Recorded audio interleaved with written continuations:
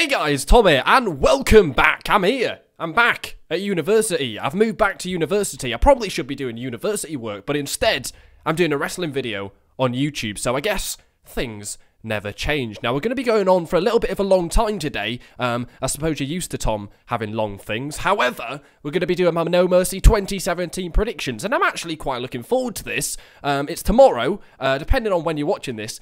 It's Sunday. It's on Sunday, and it's actually looking like a pretty bloody decent show. Feels like it's been a long time since I was looking forward to a pay-per-view by the WWE, but this one actually looks pretty good. Apparently, we've got two main events. We haven't got two main events. There's only one main event, but I don't know which one is the main event. We've got John Cena against Roman Reigns, which is a WrestleMania-worthy match, so they keep telling me, and we've got Brocky Lesnar against Braun Strowman for the Universal Championship, which is also a WrestleMania-worthy match, so they keep telling me. So, it's a pretty bloody big show, isn't it? It's going to be on Sunday. I'm actually going to be live tweeting throughout the show, so if you're not following me on Twitter yet, you want to get over there and follow me, because it's going to be good. It's going to be fun, people. Anyway, what we're going to do is, we're going to run through all the matches, and we're going to predict all of them. Usually in these prediction videos, I get about half of them right, so I guess you're in the right place, sort of. It should be fun.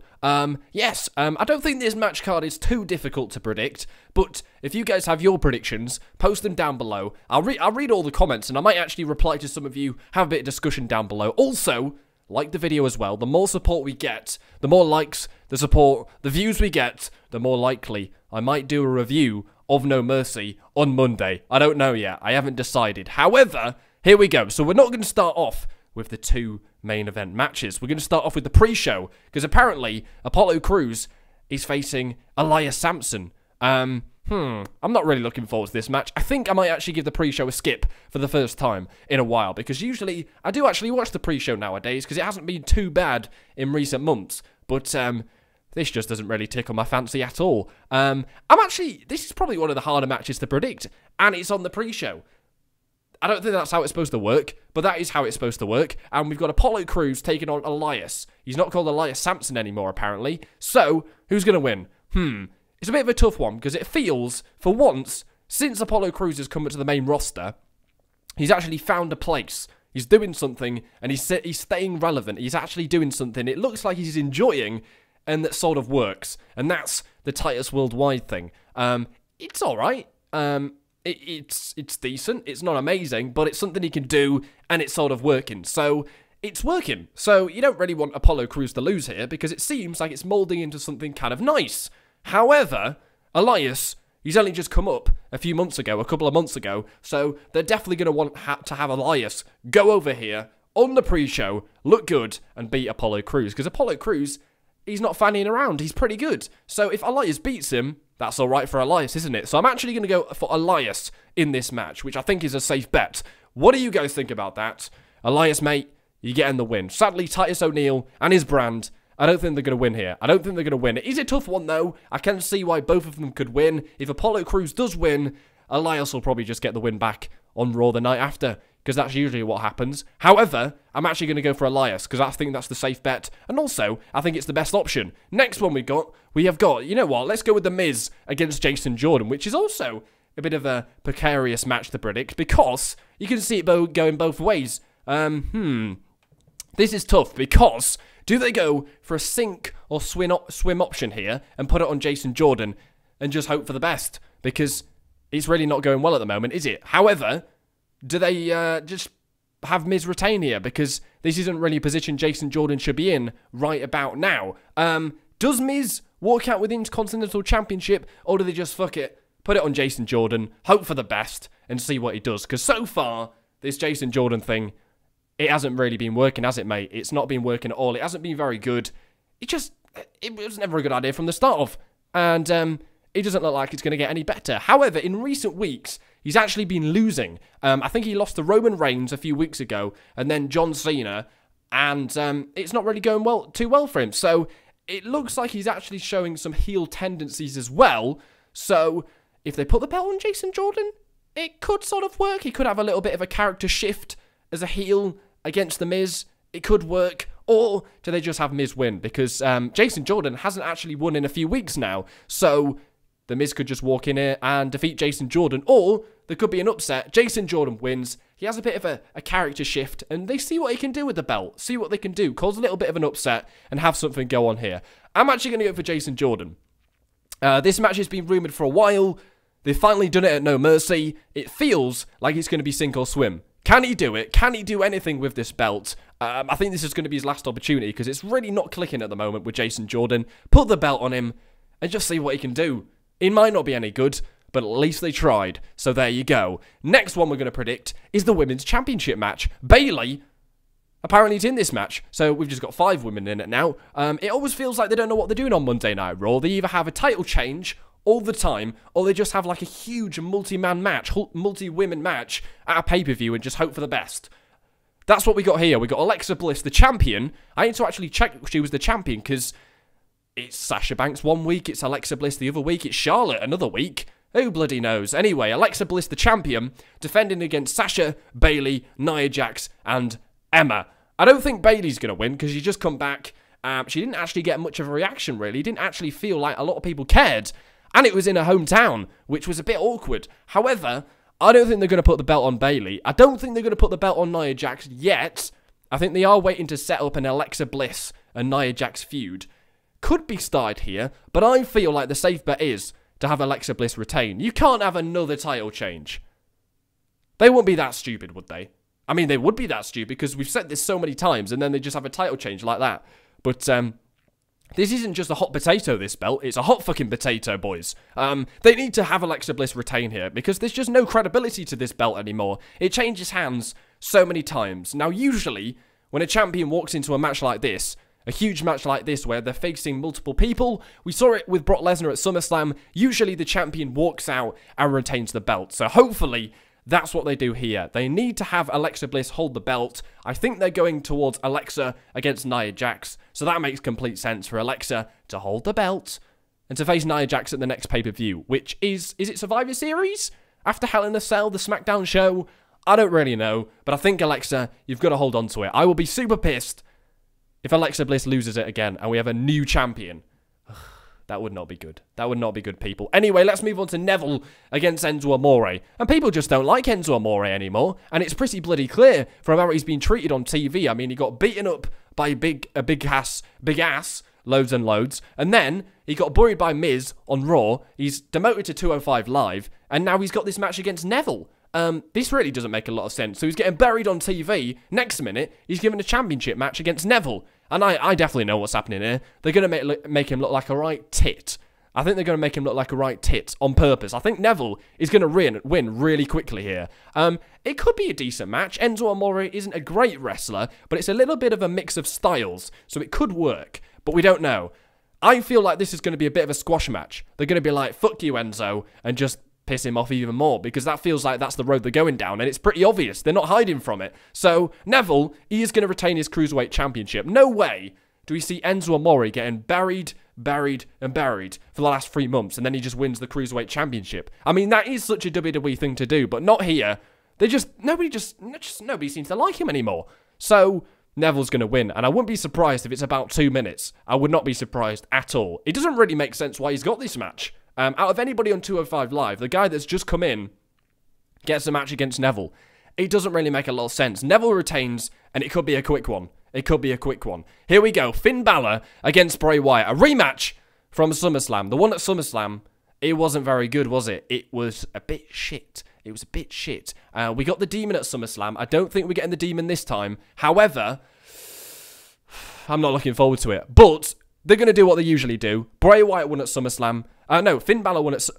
Who won at SummerSlam? Let's have a look. Bray Wyatt. Finn Balor against Bray Wyatt. SummerSlam. Who won at SummerSlam? It was Finn Balor, wasn't it? Yeah, Finn Balor won at SummerSlam. So, you know what? Bray Wyatt's going to win here. Because that's what they usually do, isn't it? They always do this. Finn Balor wins at SummerSlam. You know what, Bray? You can win here, mate. I'm really not fussed about this match. I don't know why it's happening again. However, we're going to move on to Dean Ambrose against Seth Rollins. Dean Ambrose and Seth Rollins, the champions. I'm still getting used to that as a tag team. However, we are going to go with Dean Ambrose and Seth Rollins to beat Sheamus and Cesaro. There's a rumour that the club might get added to this match, and I'm a bit curious why the Hardy Boys aren't in this match either. They're not on the pay-per-view at all, which you think they were one of the #1 names on a pay-per-view for Monday Night Raw. So we might get those two teams added to this, or they might just have a match together either. Either could happen. They will find a way to get the Hardy Boys on anyway, maybe even on the pre-show. However, who's going to win this match? We've got Dean and Seth, who won the belts at SummerSlam in a pretty sexy match. We're going to have Dean and Seth win the belts and retain them again. That is definitely what's going to happen. I'm just not interested in seeing Sheamus and Cesaro with the belts again. It feels like they've had them about 3 or 4 times now. It just really doesn't tickle my fancy anymore. It just really doesn't bother me. And I think Dean Ambrose and Seth Rollins, The Shield, they're doing a pretty good job. I'm not really sure where they go from here if they do retain the belts. That's probably something they're going to work out in a few days' time, because they probably don't know either. However, Dean Ambrose and Seth Rollins, they've got to hold on to the belts. They've certainly got to hold on to the belts. I don't really know where they go from here, though, which is a bit of a problem. But it will be a very good match. It was a very good match at SummerSlam. If the club get added, it could be even better. But I think this match makes a little bit more sense. And, yeah, Ambrose and Rollins are going to retain the belts. It's still a pretty cool idea, pretty cool story. I'm liking it. Hold on to the belts. We don't want to see Cesaro and Sheamus with them again. Anyway, let's move on to John Cena against Roman Reigns. I don't think this should close the show. I think the Universal Championship, that has got to close the show. Surely that closes the show. It's the main bloody belt, people. It's the main belt. That should definitely close the show. So we're going to have John Cena against Roman Reigns in a WrestleMania-worthy match. And it feels to me like they're really working through these dream matches involving John Cena. We've already had Shinsuke against John Cena when he was on SmackDown. We've had Strowman against Cena, which was a big match we could have seen at, like, WrestleMania or something. We saw that on Raw a few weeks ago. Now, we've got John Cena against Roman Reigns at No Mercy. What are they doing? I don't really know what they're doing. It feels like they're getting through all these matches just in case John Cena doesn't come back. So at least we've seen them.